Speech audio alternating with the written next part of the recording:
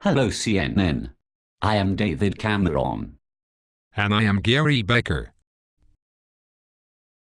Today we will present the positive arguments why protectionism should be imposed. The first argument is protecting domestic employment. At any given time in an economy, some industries decline, sunset industry, because they cannot compete with foreign competition. If the industries are relatively large, this will lead to high levels of structural unemployment, and governments often attempt to protect the industries in order to avoid the unemployment. This statement is likely that the industry will continue to decline and the protection will simply prolong the process. There will be short-run social costs. It could be better to let the resources employed in the industry move into other, expanding areas of the economy.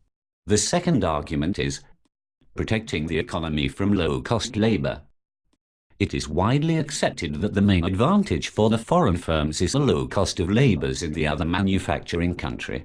The economy should be protected from imports that are produced in countries where cost of labor is very low. While trade may create benefits for the economy as a whole, these gains may be spread widely, while the cost in terms of job losses would be concentrated in a specific industry. This situation has become more of a threat for developed country workers that fear they will lose their jobs to workers in emerging markets such as China and India. However, Mr. Becker, this argument goes against the whole concept of comparative advantage, as this means local consumers would pay a higher price and that production in the protected country would occur at an inefficient level. The country wishing to export would lose trade and their economy would suffer. To continue, third argument is to avoid the risks of over-specialization.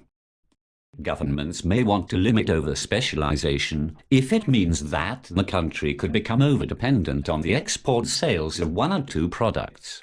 Any change in the world markets for these products might have serious consequences for the country's economy. Technology can be an example that could reduce the demand for a commodity.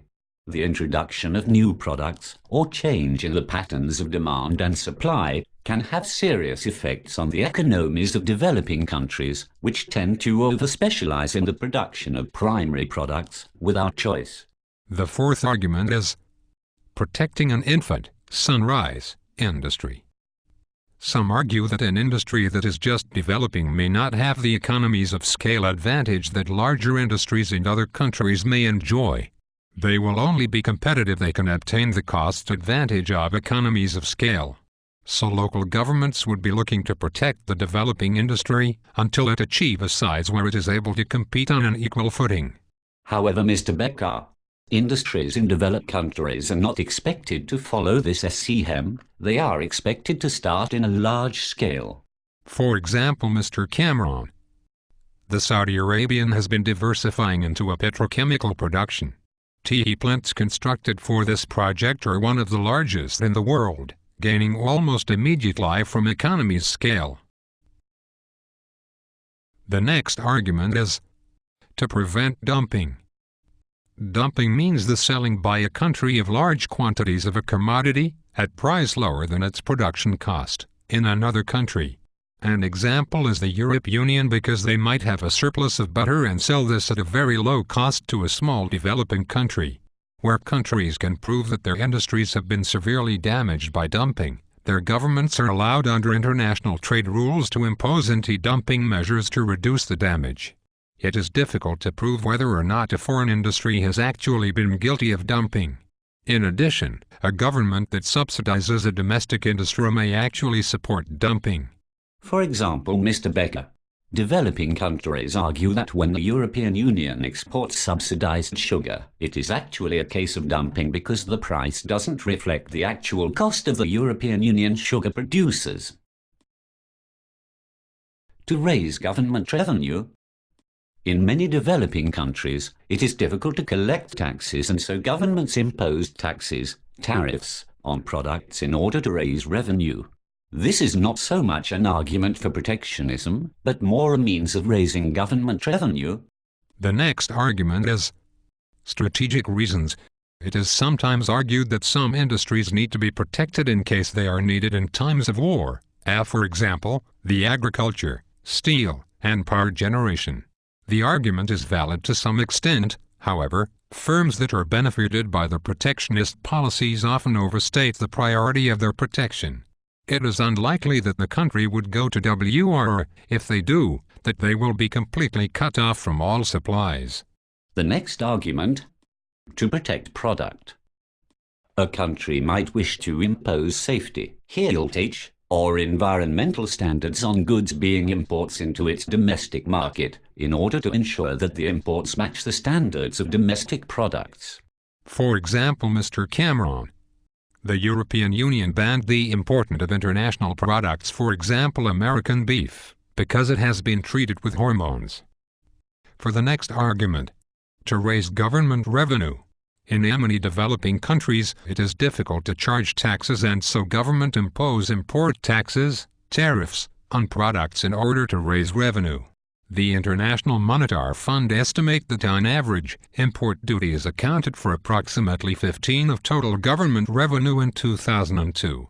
So, some countries set protectionism policies not for the protection for local industries but to raise government revenue. The last argument is to correct a balance of payments deficit. Sometimes the reason for protectionism measures is to reduce import expenditure and thus improve the current account deficit by reducing import which represent a cost and earning a higher income from exports revenue. However, this will only work on the short run. It does not solve the initial problem, because it does not rectify the causes of the deficit. Also, if countries do this, then it is likely that other countries will retaliate with protectionist measure of their own.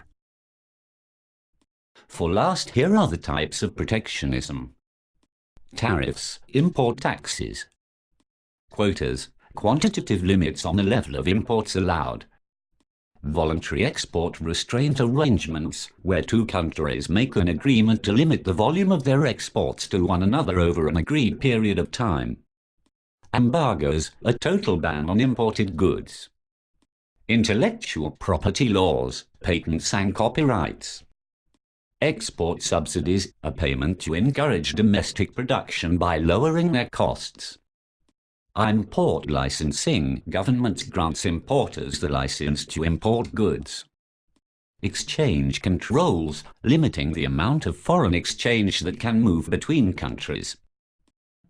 That is it. See you and thank you from the opportunity. See you next time. Goodbye, CNN.